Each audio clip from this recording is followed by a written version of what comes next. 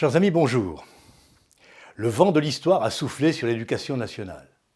Autrefois, nous avions Papendiaï, Habemus Papam.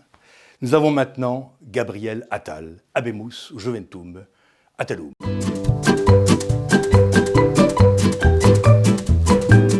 Ce jeune ministre se distingue dans le gouvernement par ses qualités oratoires et son sens du verbe.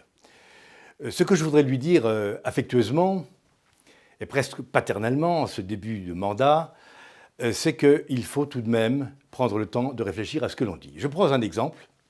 Dans sa déclaration au Midi Libre, dans son interview, Gabriel Attal déclare, je cite, « La rénovation thermique des écoles est capitale pour l'avenir de la planète ». Je pense qu'il y a là un tout petit peu d'exagération, n'est-ce pas, et que le propos va au-delà de la pensée.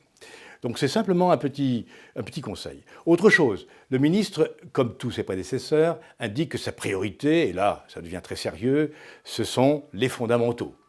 Sauf que depuis Chevènement, il sera le 15e ministre à considérer que les fondamentaux sont la priorité des priorités. Je voudrais simplement lui dire que les fondamentaux, l'enseignement de ce qui est fondamental, c'est la mission première et unique de l'école primaire depuis Jules Ferry.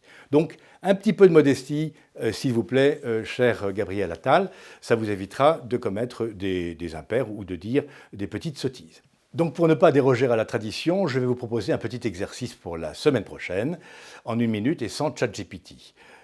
Définissez les termes amphigoriques et ampoulés, qui sont des termes du discours. Je vous remercie.